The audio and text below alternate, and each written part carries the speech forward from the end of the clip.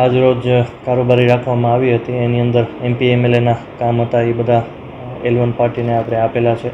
ત્યારબાદ UDP 88ની નવી જે ગ્રાન્ટ આવી છે એ અંતર્ગત અલગ અલગ શાખાઓને આપણે ગ્રાન્ટ ફાળવેલી છે. ત્યારબાદ ભારે વરસાદ અંતર્ગત રૂપિયા 1 કરોડની ગ્રાન્ટ આવેલી છે. તેની અંદર રૂપિયા 60 લાખના ખર્ચે ભુજ શહેરની અંદર સિમેન્ટ દ્વારા જે જગ્યાએ અતિવૃષ્ટિના કારણે જ્યાં ખાડા પડી ગયા છે એ પૂરવામાં આવશે.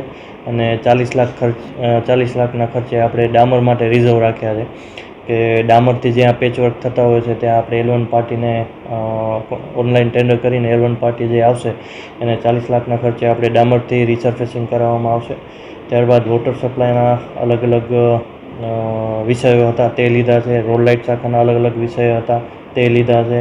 LUNM શાખાના વિષય હતા, મેકેનિક શાખા, એકાઉન્ટ શાખા, ડ્રેનેજ શાખા, એવી રીતના હરેક શાખા વાઇઝ આપણે આજની કારોબારીની અંદર બહાલી આપેલ છે. અને એક સમગ્ર 1 થી 11 વોર્ડની અંદર જે આપણા વોર્ડમેન છે એની એક મિટિંગનું આયોજન કરી અને એમને કીધેલું છે કે જે મુખ્ય રસ્તા ઉપર જ્યાં ખાડા પડી ગયેલ છે ત્યાં આપણને લિસ્ટ વાઇઝ વોર્ડ દીઠ લિસ્ટ આપણને આપવામાં આવે જેથી આપણે વેટ મિક્સ દ્વારા તાત્કાલિક ખાડા પૂરીશું. અને જે આપણે 60 લાખ રૂપિયા જે રિઝર્વ રાખ્યા છે એ વરસાદના ગયા પછી આપણે ત્યાં સિમેન્ટ કોન્ક્રીટથી પણ ખાડા પૂરીશું. જી, અત્યારે અમે યુદ્ધના ધોરણે ત્યાં કામ ચાલુ કરાવેલ છે. જે ભાનુશાલી નગરથી કરી અને સમગ્ર જે વિસ્તારો આવે છે, વચ્ચે ઘનશ્યામનગર આવે છે કે જ્યુબલી ગ્રાઉન્ડ આવે છે, સ્ટેશન રોડ આવે છે, સમગ્ર વિસ્તારનું પાણી ત્યાંથી જ નીકળે છે. એટલે યુદ્ધના ધોરણે ત્યાં કામ આપણે ચાલુ કરાવેલ છે. સ્ટેશન રોડ હોવાથી આપણે અને પાણીનો ભરાવો દિવસ દરમિયાન હોવાથી આપણે રાતના જ કામ કરીએ છીએ. અત્યારે 50% જેટલું કામ થઈ ગયેલ છે, 50% જેટલું કામ બાકી છે. અને જે સ્ટેશન રોડ છે તે નગરપાલિકાની હદમાં આવતો નથી એટલે જે આપણે માનવતાની રીતના આપણે ત્યાં સ્ટેશન રોડ ઉપર જે ખાડા પડેલ છે એને આપણે વેટ મિક્સ નાખીને પૂરેલ છે. બાકી રસ્તો આખો RNBમાં આવેલ છે. ભુજ શહેરની અંદર આપણે જાણીએ છીએ ત્યાર સુધી કે ભુજ શહેર 56 કિલોમીટરની ત્રિજ્યામાં અત્યારે દિવસ વિકસતું રહે છે.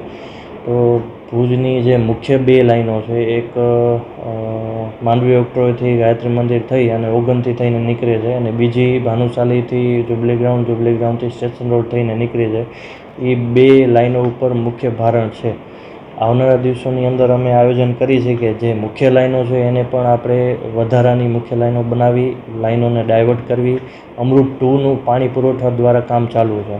એટલે જે મુખ્ય લાઈનો છે એ વધારે જેથી જે બે જ મુખ્ય ભારણ છે 2 લાઈનો ઉપર હાલે છે એ આપણે ઘટાડી શકીએ એવું આયોજન અમારા દ્વારા કરવામાં આવે છે. એના માટે અમે BSF દ્વારા અવારનવાર તે પાણી મૂકવામાં આવે છે. તો અમે અમારા ધારાસભ્યશ્રીને પણ કીધેલું છે, કલેક્ટરને કીધેલું છે, અમારા COને પ્રતિનિધિ અમે રાઇટિંગમાં પણ આપણે તેમને આપેલું છે કે ભાઈ આજે BSF દ્વારા જે પાણી મૂકવામાં આવે છે એ મૂકવામાં ના આવે તો હમીરસરની અંદર જે અમુક પ્રશ્ન જે આવે છે એ આવે નહીં એના માટે.